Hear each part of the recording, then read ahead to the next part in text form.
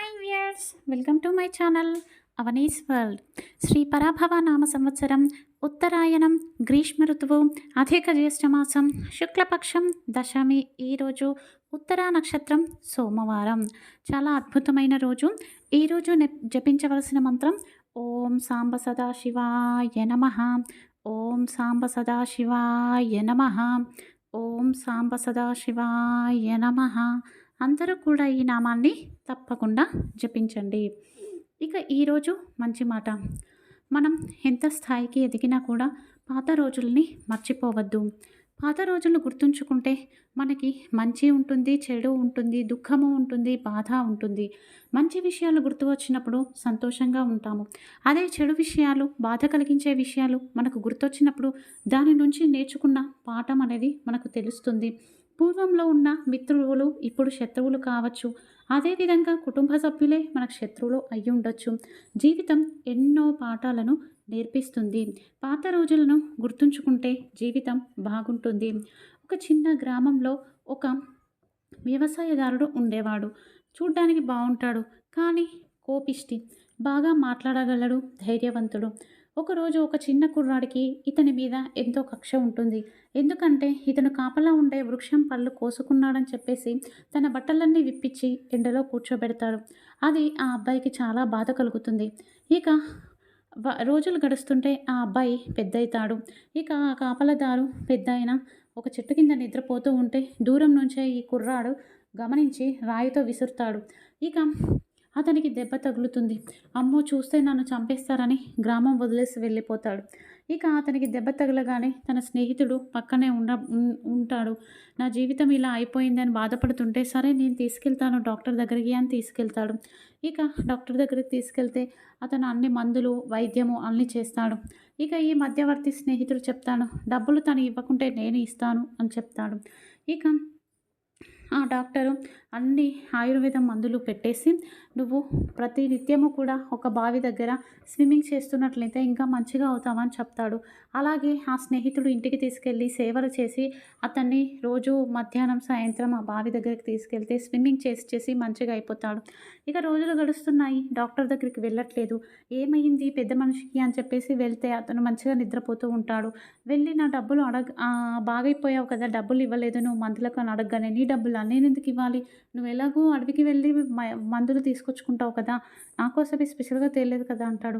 సరే అని చెప్పేసి తన ఫ్రెండ్ మధ్యవర్తిని అడిగితే, డాక్టర్వి నువ్వు ట్రీట్ చేసింది నువ్వు అతనికి చేశావు, నేను తోడుగా వచ్చాను అంతే అని అతను తప్పించుకుంటాడు. ఇక గొడవ పడతారు.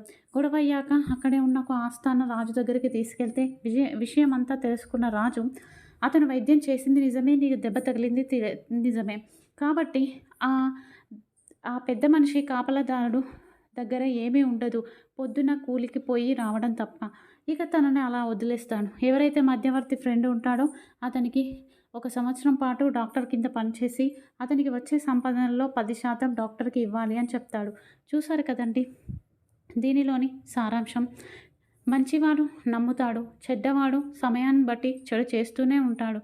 ఇందులో డాక్టర్ గొప్పవాడయ్యాడు, కానీ మోసం చేసిన వాళ్ళకి రాజు చివరికి శిక్షను వేశాడు. అందుకే కృతజ్ఞతగా బతకాలి. కృతజ్ఞత లేకపోతే కష్టం ఉంటుంది. పాత రోజులను గుర్తుంచుకోవాలి, కృతజ్ఞత చూపించుకోవాలి. ఇక ఈరోజు వాస్తు పరిష్కారంలో భాగంగా ఇల్లు కట్టుకునేటప్పుడు తూర్పు వైపు ఖాళీ జాగా 1 అడుగైనా ఉండాలి. ఇంటి మీద తూర్పు నుంచి గాలి వెలుతురు తప్పకుండా రావాలి. చాలామంది నార్త్ ఫేసింగ్ ఇట్లాంటి ఫేసింగ్స్లో ఉన్నవారు అటాచ్ చేసి కడుతూ ఉంటారు. అసలు తూర్పు వైపు జాగా వదిలేసుకోరు. కనీసం 1 అడుగైనా జాగా వదిలేసుకోండి.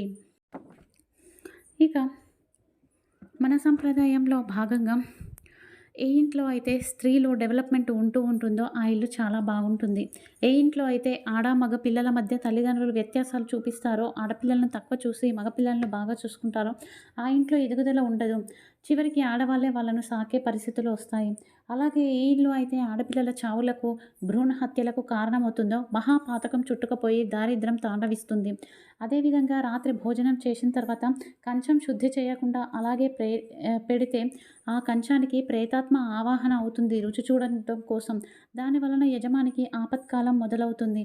కనీసం నీళ్ళన్నా పోయాలి లేదా శుద్ధి అయినా చేయాలి. అదేవిధంగా విరిగిపోయిన కంచాల్లో భోజనం చేయకూడదు. కనీసం ఆకులో అయినా, అరటి ఆకులో అయినా తినండి. కంచాన్ని కాళ్ళపై పెట్టుకొని తినకూడదు. అలా చేయడం వలన హార్మోన్ ఇంబ్యాలెన్స్ జరిగి దీర్ఘకాల వ్యాధులు వస్తాయి. నిద్రించే పడక మీద ఆహారాన్ని భుజించినట్లయితే ఎల్లప్పుడూ రోగిగానే ఉంటారు. ఇక రేపు ఉదయం ఆచరించవలసిన పూజ అండి. తెలిసి తెలియక ఏదైనా పాపకర్మలు ఆచరించినట్లయితే ఆ పాపకర్మల ప్రభావం తగ్గడం కోసం, అలాగే పూర్వార్జిత పుణ్యఫలం అనేది పెరగడం కోసం రేపు మహావిష్ణువు ముందు బియ్యంతో చేసిన 2 ప్రమిదల్లో దీపారాధన చేసి విష్ణువుని తులసి అర్చన చేయండి. తప్పకుండా పాప ప్రభావం తగ్గి పుణ్యఫలం పెరుగుతుంది. ఇది ఈరోజు video. Thank you for watching.